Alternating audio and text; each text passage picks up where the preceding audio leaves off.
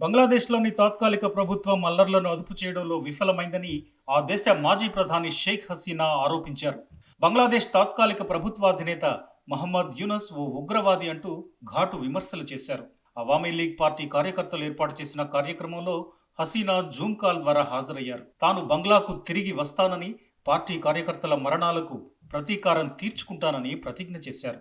July, ఆగస్టుల్లో జరిగిన నిరసనల్లో మరణించిన వారు పోలీసుల కాల్పుల కారణంగా చనిపోలేదని, పోస్టుమార్టం నిర్వహిస్తే నిజాలు రుజువవుతాయన్నారు హసీనా.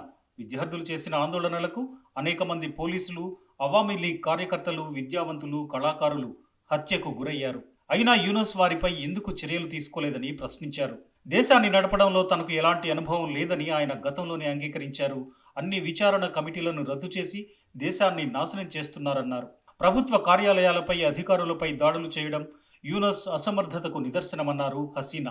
ఒక ప్రణాళికతోనే తన తండ్రి నివాసాన్ని నాశనం చేశారని ఆమె మండిపడ్డారు. మధ్యంతర ప్రభుత్వం ఏర్పడి ఇన్ని నెలలు గడుస్తున్నా అల్లర్లు ఆగలేదని, దేశ ఆర్థిక వ్యవస్థ సంక్షోభంలో ఉందన్నారు హసీనా. శాంతి భద్రతలు క్షీణిస్తున్నాయని, ప్రజల భద్రత ప్రమాదంలో ఉందని ఆమె ఆవేదన వ్యక్తం చేశారు. బంగ్లాదేశ్లో గద్దెనెక్కిన ఉగ్రవాద ప్రభుత్వాన్ని తరిమి కొట్టాలని ఆమె పిలుపునిచ్చారు. ఆందోళనలో మృతి చెందిన పోలీస్ కుటుంబాలతో హసీనా మాట్లాడారు. బంగ్లాదేశ్లో రిజర్వేషన్లకు వ్యతిరేకంగా చోటు చేసుకున్న ఆందోళనకర పరిస్థితుల నేపథ్యంలో గత ఏడాది ఆగస్టు 5న దేశం వీడిన షేక్ హసీనా భారత్లో ఆశ్రయం పొందుతున్నారు. ఆమెతో పాటు ఆమె మంత్రివర్గంలో ఉన్న నేతలు, సలహాదారులు, సైనిక అధికారులపై నేరారోపణలు నమోదయ్యాయి. ఢాకా కేంద్రంగా ఉన్న ఇంటర్నేషనల్ క్రైమ్స్ ట్రిబ్యునల్ ఇప్పటికే ఆమెకు అరెస్ట్ వారెంట్ జారీ చేసింది. మరోవైపు యూనస్ సర్కార్ ఆపరేషన్ డెవిల్ హంట్ను ప్రారంభించింది. దేశాన్ని అస్థిరపరిచే కుట్రదారులను, చట్ట ఉల్లంఘనలకు పాల్పడే వారే లక్ష్యంగా ఈ ఆపరేషన్ చేస్తున్నట్లు బంగ్లా హోంమంత్రి తెలిపారు.